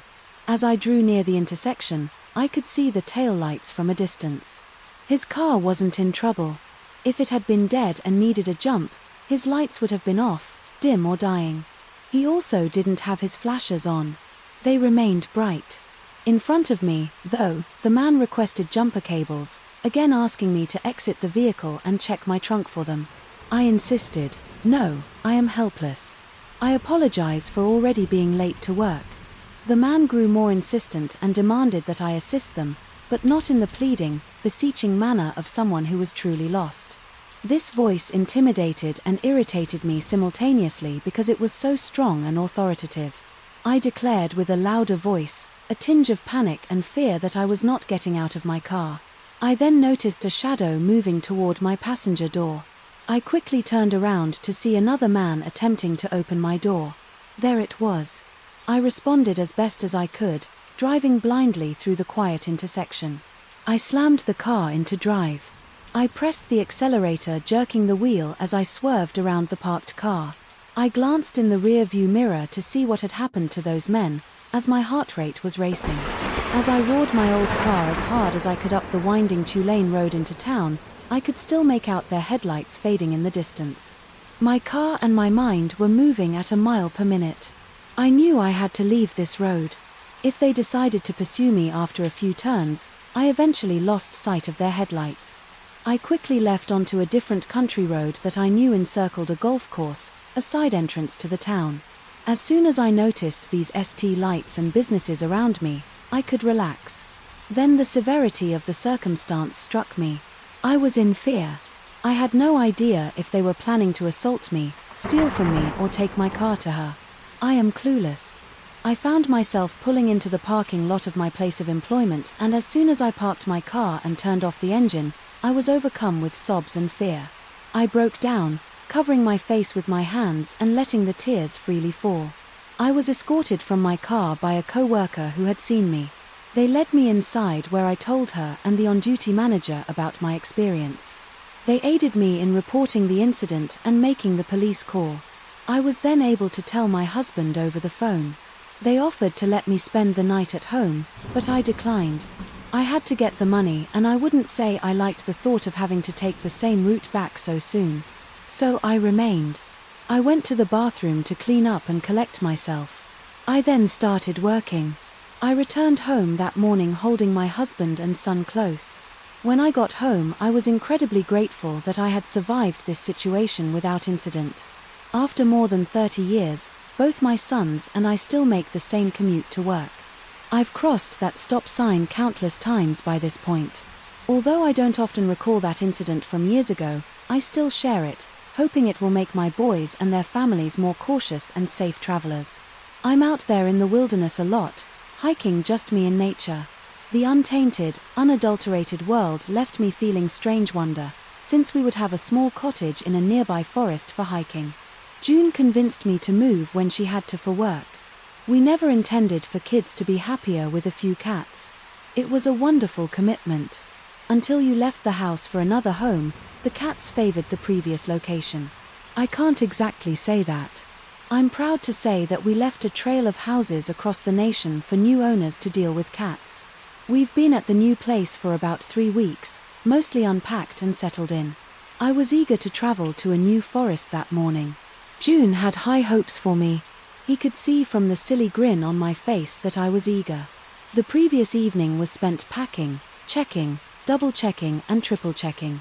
She performed the customary recall of essential items, including food, water, and first aid supplies. She nods to the closet where I keep the gun I always carry while hiking, just in case, and I get a silent look. Guns have never been her thing, understandably, really. Is the weather forecast favorable for the planned hike? Today, she continues. It's not my first time, I added, adding that there were clear skies and light winds. We have a small tradition, said with a smile. June has never been one for hiking. She detests sweaty insects and excessive walking. It's not a bad pastime to engage in. She probably appreciates that I don't partake in any of those activities. She probably hoped I'd make a friend here so we wouldn't have to bring her along for the hike. After giving June a final kiss before she left for work, I started the car. It takes about 30 minutes to drive up to the nearby national park from the city. I get there before noon and find parking as I pull in. There are only a few cars there. A family was unpacking their belongings on the nearby benches for a picnic. Some kids were running around the playground. I prepared by double-checking everything by the parking lot. A small cabin was present outside. A park ranger grinned and waved a few times in a welcoming manner. A displayed board with a color-coded map of the available routes is located immediately to the cabin's right. Each included an estimated time, details about the routes, terrain grading, elevation, local wildlife and waypoints for camping or other amenities. I quickly snapped a photo of everything with my phone, taking care to get a good image. I zoomed in and out to make sure I could read the map properly. I was given a map by the park ranger. I took it and thanked him for it. He then asked to start here. That was a howl, and as soon as I heard it, the dot headed back into the woods behind my house, almost as if to reassure me that it was a howl that was sufficient for me to begin looking at inexpensive apartments outside the state. Hopefully this monster won't find me. A few years ago, my friend Elena asked me to attend a party with her. Her friend Amanda was throwing this celebration. In elementary and middle school, Elena attended Catholic school alongside her. Still in high school, Elena chose to attend a public school where she met me, while Amanda attended a Catholic high school. Elena invited me because the two had become somewhat estranged from one another and were hanging out with different people. It appeared that Amanda's parents had chosen to rent a cabin for her since it was her birthday. They had done this for her the year before but were unaware that she had made party plans. She intended to host the party again because it was a success. I traveled to the cabin in a car with Elena, except for the woods behind it. There wasn't much around the cabin since it was winter. I assumed the other cabins, which we couldn't even see, were empty. I was a little worried because I wouldn't know anyone at the party, but I figured that wouldn't bother me much after a few drinks. Additionally, if you enjoy horror films, you know that hosting a party in a cabin in the woods is a common trope. I was fully conscious of that. Elena and I were even making jokes about how going to this party sounded like the opening scene of a horror movie, and if that weren't enough, it was a party for Catholic schoolgirls. When we get to the cabin, the outside is completely dark. To get around, we had to use our phones. When we enter, everything appears to be going well. The birthday girl is having a good time and many people are there. This strange thing is that it appears there is a strange division at this party. Elena and I had no idea what was going on. Still, I did happen to notice this classy man with the name of the city we lived and tattooed across his neck in an unkempt scroll. Elena and I had been laughing about it. Still, we were also a little concerned because we questioned whether or not that indicated he was associated with a gang. However, I can recall why the majority of the party wanted these individuals to leave. I think it had to do with them drinking a lot, despite not having brought any alcohol of their own. Therefore, the main group claimed that a ranger or whoever was stopping by and that they were only supposed to be a few people and about 2 cars by the cabin to get them to leave. According to rumors, one group member was on probation and couldn't risk getting into trouble. They went. This strategy worked, or so we believed. The girl enters again and loudly declares, "I just want to tell the birthday girl happy birthday," drawing everyone's attention. The group consisted of about 4 or 5 guys and 1 girl. Everyone was puzzly looking at her. Exactly why did she announce this? We hear a broken window in one of the back rooms. Not even 2 seconds later, as this continues, more windows are breaking and people are screaming and shouting. Elena and I had only been at this party for about 15 minutes when all hell broke loose and I was sitting there in confusion. And now the girl who had invited the gang of thugs claims that she knows at least one of them is armed. Great whelp. This is happening. I'm unsure if my mind wasn't processing everything properly, but I'm just sitting there. A few of us went outside to see if the group was still there, but most stayed inside the cabin. After a short while, people started to leave. Many people just wanted to get the out, but there was still some worry that those guys might be waiting there. I recall that 3 girls who had intended to spend the night had packed up all their belongings into their arms and started to leave. We hear screams from the woods. As soon as all 3 girls leave, they all turn around and enter again. One of the girls then begins crying. Fortunately, the scream had only come from a new girl who had just arrived at the party. She screamed in delight when she saw her friend outside. Elena and I had spent a few hours at the cabin. Most people had already left and we didn't want to leave Amanda alone. There were only a few other people left in the cabin beside us. Thankfully, those individuals decided to stay the night, allowing Elena and me to depart at around 2 in the morning. Considering the underage drinking, we had all discussed calling the police, but nobody really wanted to. Additionally, Amanda had decided to lie about the broken windows out of fear that her parents would learn about the party. Thankfully, the group of individuals, possibly gang members, did not show up again, even though the incident occurred at a cabin in the middle of the woods, at a party hosted by Catholic schoolgirls. All I could really concentrate on was the fact that it was frightening. Of course, this would only happen at that party and no other parties I've attended. My family has a cabin on a tiny lake up in northern side of the country. We visit there each summer. It serves as our home away from home. Although there are many homes on the lake close to us, the rest of the area is largely rural. There are miles of woods beyond the lake houses, so unless you were hunting on the lake house or were visiting the lake for any reason, there really wasn't any reason to be there. It was a late night, possibly 6 years ago, and probably around midnight I was lying in bed with my ex just chatting away. We hear footsteps outside the open window. All of a sudden the window is positioned so that it opens directly at the bottom of the bed, where our feet are, and is only partially up on the wall to the side of the bed. It's challenging to walk quietly around my house because a layer of pine needles that fall from the sky covers the ground. However, it sounded as though whatever was making the footsteps was making every effort to go unnoticed. Even though they sounded close, we convinced ourselves they were probably made from animals. After a few minutes we hear them once more, but this time they sound closer. They appeared to be standing right by the window and attempting to move stealthily. The 2 of us are now starting to feel a little frightened. We both looked down in horror. As we notice a hand creeping through the window, naturally we scream, which causes the house to awaken and my parents to rush out of the adjacent room. When we describe what happened to them, my father explains that it was all in our heads. I still need to find out if he's correct. How could it have been our imagination when my ex and I saw the same thing? I still feel bad about being in that room, so I always close the window before bed. In rural Pennsylvania, I was a fresh-faced mother. My husband was on disability after a terrible workplace accident that resulted in him breaking his leg on some land near the base of a ridgeline. We had just begun construction on a log cabin home. The main road was fairly far from our property. He had to turn off the 2-lane road onto a country road and then into our driveway, which wound through some trees, before returning to the dense forest where our home site was. Although the house needed finishing, we were residing there and doing everything we could to get by. I could see how heavy my breathing was. I realized at that point that the creature had come to me out of hatred rather than hunger like before. We merely stood there for a brief period. This time it initiated action by dropping to all 4s and sprinting as quickly as it could in my direction.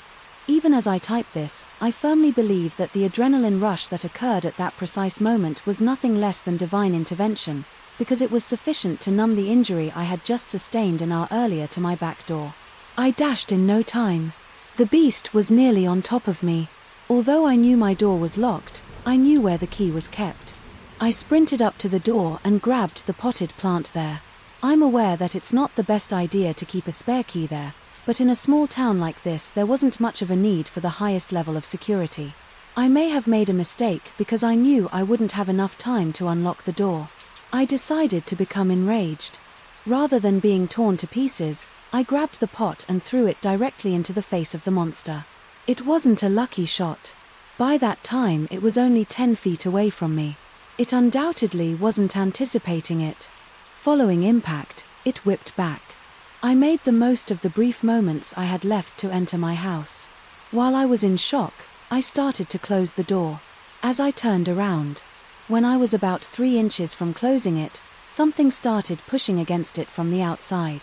That creature had much more strength than I did. The door was able to winch open against me. I was aware that I couldn't prevail. I grabbed the chain lock and just in time I latched it to the keeper, preventing the door from moving forward any further. But the beast wasted no time. It pounded on the door with its entire body mass. The top of the door frame was shaken clean of dust by the initial blow. The second one caused the wall keeper to loosen between that head and its subsequent one. I slammed the door shut and locked it a third time, but nothing happened. Fourth missed the mark. The assault ceased after the fifth failed to hit. I dare not look out the window to see if it had given up. The creatures seemed to become enraged at the mere sight of me. I climbed the stairs to the second floor to peek out my bedroom window through the drapes. I was on the verge of a heart attack. Halfway up, the momentary silence in the air was broken by an audible crash. The dreadful thing must have broken through the window in my kitchen. I hurried up the stairs and into my room where I kept my 38 special revolvers for home defense. Before having time to recover from the shock, I arrived at my room, locked the door and left. I quickly retrieved my gun from the bedside table drawer. After that I checked after disabling the safety and saw that it was loaded. I heard glass breaking downstairs and various pieces of furniture colliding. I reasoned that if doing so keeps it satisfied for now, so be it. Of course it didn't, though it appeared to be me that it was there, for it made a slow stomping ascent of my stairs. Then, by the speed and weight of its movement, I could tell it was standing on its hind legs as I hid in my room, trembling on the verge of crying out of fear. Memories of me cringing at the mere mention of the boogeyman as a child came flooding back. My study room's door was broken down and was similarly demolished as it was downstairs. The bathroom door was then damaged. I was aware I was up here. I knew a large and vicious creature would be difficult to defeat, even with all 6 rounds, and given how it appeared to handle being hit by a car that a semi-truck had launched and falling off a cliff and into swift-moving water, I guessed that 6 tiny bullets would only be able to temporarily disable it. I realized I was gone to find me. This thing was going to plow through every door. If I was lucky, I might get 4 or 5 shots off before it tore me to pieces. Then I realized my room was above my home steel cellar doors, but there would be no other choice if I carried out what I had in mind. After that, all I could do was hope that this beast had had enough for the evening and would leave. I tucked the revolver between my belt and waist and opened my bedroom window as it slammed the door to my storage room. I lowered myself to the ground, first sticking my feet out. The adrenaline rush from earlier had long since worn off and my already damaged ankle hurt even more. I opened my cellar doors after stumbling into them. When I looked up, the beast was peering out my window and sniffing around. It stopped, looked down and growled. When it saw me, it displayed its bloody teeth. Then I almost froze. I realized it was now or never. When it went back inside, I locked the cellar doors after closing them outside. I could hear sounds. The creature was enormous. As it crashed through the window and landed in front of the cellar, it started banging on the doors once more. Category 4 tornadoes could easily damage this cellar, but even those enormous storms were common, although I lost count after 40. I wish I could tell you how many times that thing slammed against the cellar doors. The doors had already started to bend by that point. I used that memory as my conception of hell, fearful and aware that it's only a matter of time before it finds you hiding. The creature has nothing more on its mind than to slowly savage you for blood. There was a brief pause. After giving myself a minute to consider how to deal with my fear, I decided to ignore it. I decided to take charge and show myself that I had what it took to not let anything keep me down, because I had never felt I had accomplished enough with my life. I would take advantage of the peace and quiet to surprise the animal. It appeared that one of us had to pass away for this to end, and I was prepared to go to any lengths to ensure that it wasn't me. I smashed open the cellar doors while raising my gun and getting ready to shoot. However, the creature vanished. I frantically glanced in all directions, even up at my bedroom window. It was no longer present. Then I saw that dawn had begun. Sweet sunlight had begun to shine over the treetops, replacing the night's darkness, a sight I genuinely never expected to see again. I cried out in relief as I fell to the ground. I was still alive. I took care of my car that day and made a claim with my home insurance, calling the incident a break-in. A mile from my home, I checked into a hotel. My insurance company offered free lodging while repairs were being made because my house would need to be repaired. The following week, the front desk agent asked me if it mattered where I stayed, and I was curious about his response. I assured them that my ankle injury was nothing more than a sprain and that I would have no trouble getting up there, and asked if I could be put into a top-floor room.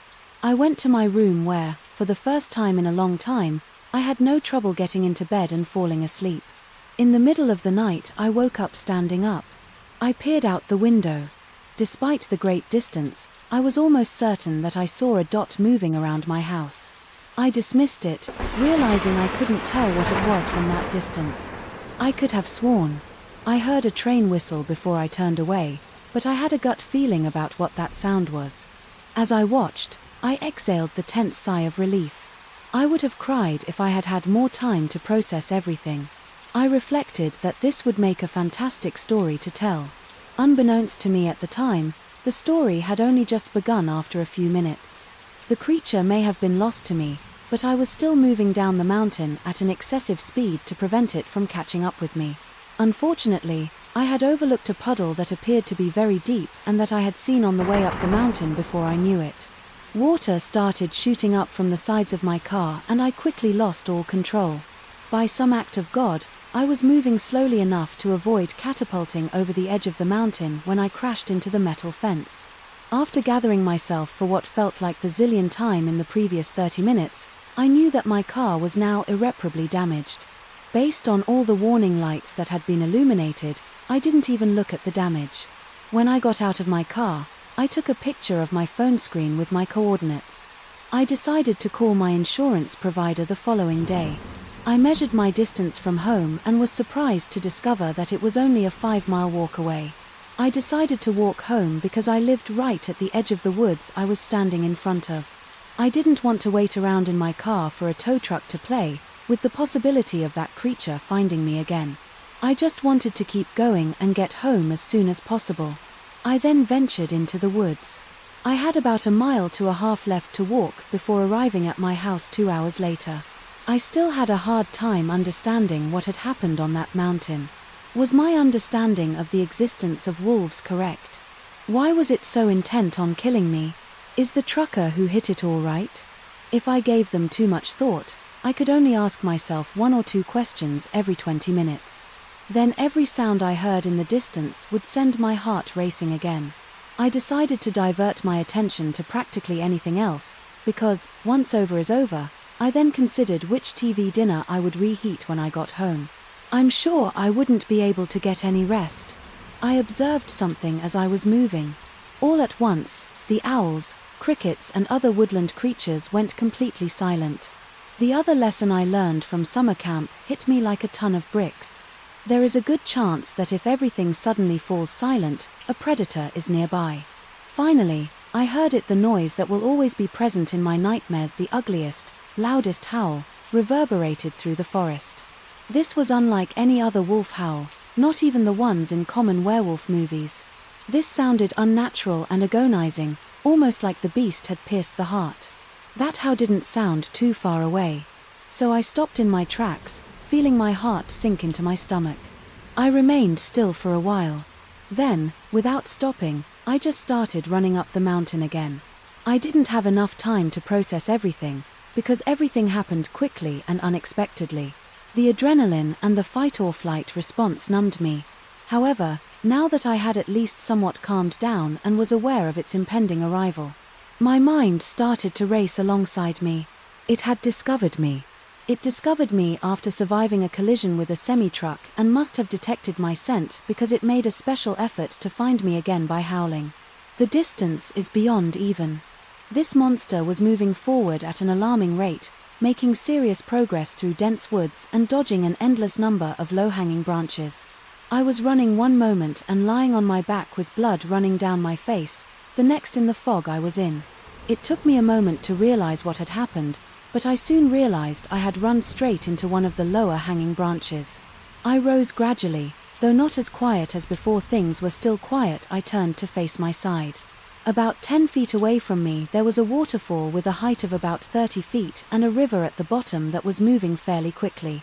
The brief pause and silence helped me to relax. Then I heard a loud growl with a guttural tone. That's exactly what I heard. Pure spite and malice could be brought to life through sound, and it didn't just growl for a few seconds. No, it continued for what felt like minutes and became increasingly aggressive. I was aware that I was no longer able to run. There were only two viable escape routes for me.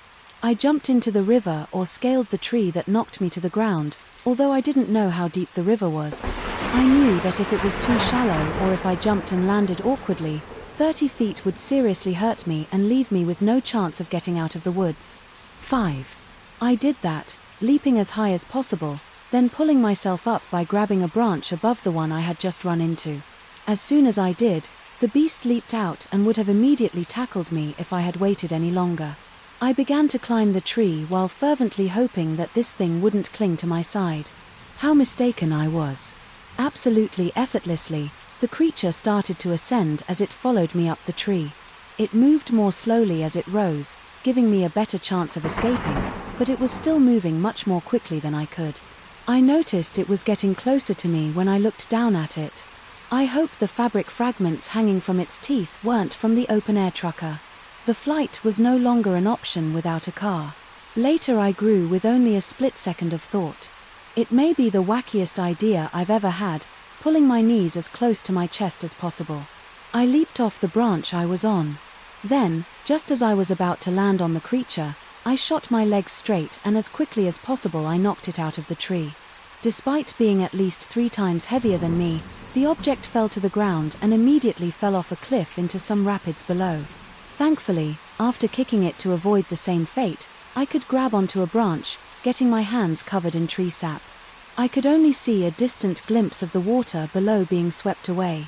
Because it was moving so quickly, I let go of the branch and fell harder than I had anticipated. I felt it in my stomach because it was so hard, but all I wanted was to get out of there, and that's exactly what I did. I continued on, despite being so traumatized that I was mentally and emotionally numb. Even though the beast was no longer there, everything about it continued to haunt me, even in my mind's deepest, darkest recesses. I could only hear howls all around me. Every light reflection was those terrible eyes, even the memory of its breath. Stench had established a permanent home in my nostrils. When I finally left the woods, the home was waiting for me. It seemed like an eternity to my feet, but only a minute to my mind. When I was there, sanctuary and safety stood in their place instead of the unmovable feelings of misery and dissatisfaction that I had experienced in that home. While awake, my ankle hurt from the previous branch fall, so I shuffled as quickly as my entry would allow into my house. Now a field separates my home from the woods that takes up roughly half a football field. I think I felt it when it was about 3/4 of the way there. It was obvious at that point, and looking back, I may have previously heard footsteps, but I'll never be certain it was standing on its hind legs when I turned around to face it, even from where I was standing.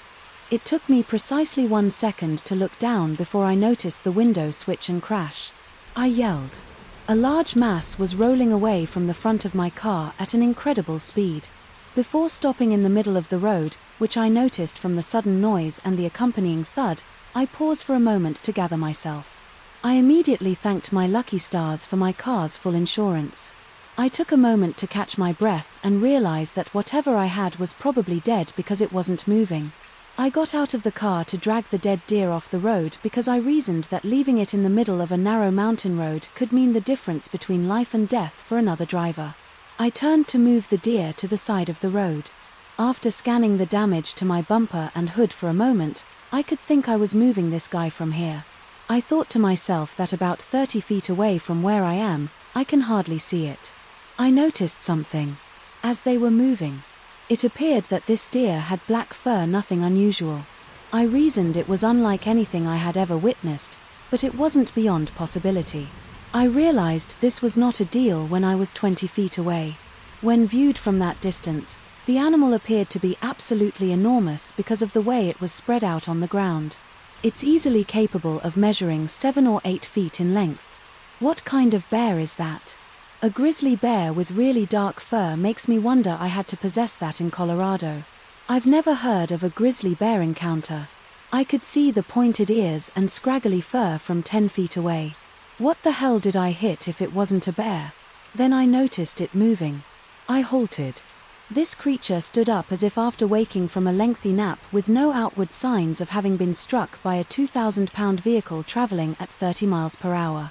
It turned toward me as it stood up on its hind legs. I am aware of my sanity. A cloudless night had the full moon out. This was not an instance of my hallucinations. It was 8 feet tall, had blood, red eyes, teeth and claws that would make grizzly bears blush, and was staring me in the face. My heart seemed to have stopped. Both of us remained motionless as we stood there. Then it dawned on me there isn't a chance in the world. I was focusing on what I believed I was viewing. I started to wonder how we were treating these things as mere legends. If what I was thinking was accurate, even though I had been denying its existence the entire time, what I was seeing was actually there. This creature had many strange characteristics, like standing on paws like a wolf but carrying arms like a man. The beast's crazed expression, beady eyes and contorted face made it appear particularly demonic. An expression of such malice just gave it the impression that, being something one would only encounter in hell, I immediately spoke. "It's Jesus Christ," the beast blinkered. Out of instinct, I foolishly pondered whether similar to demonic possession, calling out Jesus' name would be sufficient to drive away the creature again. I say Jesus in a whisper. I had imagined how quickly it would occur. It would sigh and shake its head before vanishing into the forest, but I was completely wrong. Instead, that thing I swear smiled at me. The ugliest, sickest smile I've ever seen or ever will see, appeared to be amused by the name. I slowly moved away while maintaining eye contact. I remembered this from my childhood summers spent at camp: maintain eye contact and resist the urge to run away in fear.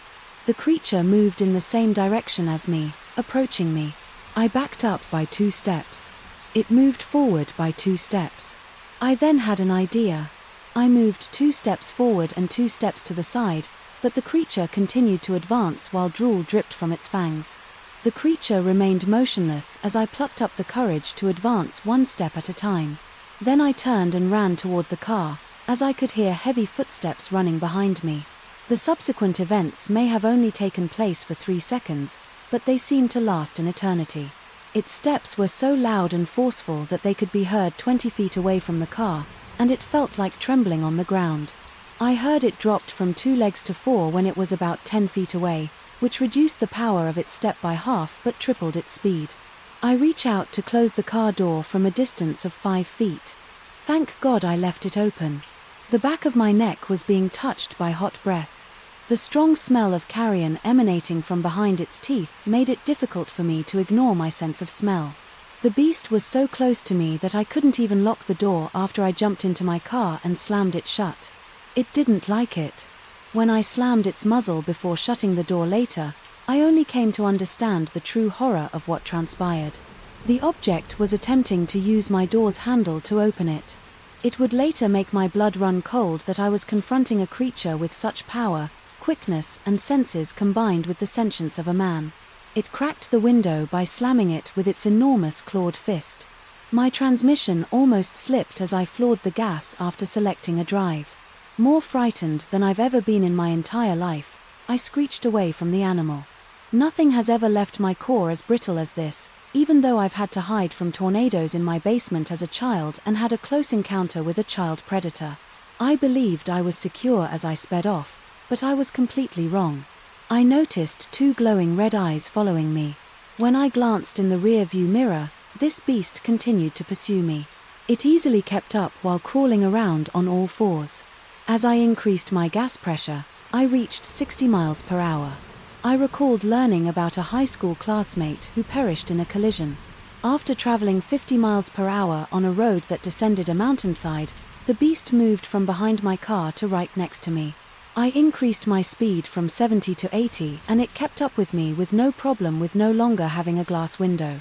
It was too close for even the most pitiful and ineffective barrier to separate us.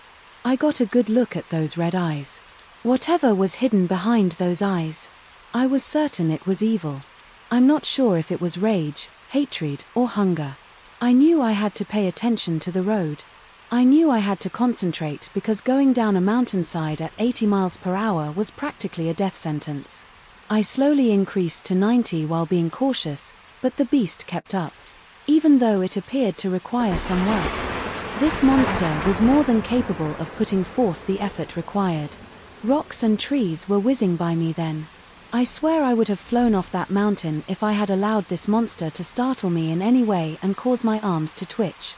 In response, the highway started to veer to the left. I had to go more slowly. I would definitely pass away if I didn't. I had no choice but to apply the brake firmly, once more catching up. The beast slams its jaws through the window, sending drool into my face. With each bite, a miracle follows. An 18-wheel semi-truck popped up before I could even register that it was there. It was moving through the oncoming lane, obscured by the mountainside's curve. Due to our both moving so quickly, the beast noticed us and tried to get as far away as possible. The truck struck it, even though it had slowed down and moved slightly to the right. It was launched into the air like a ragdoll.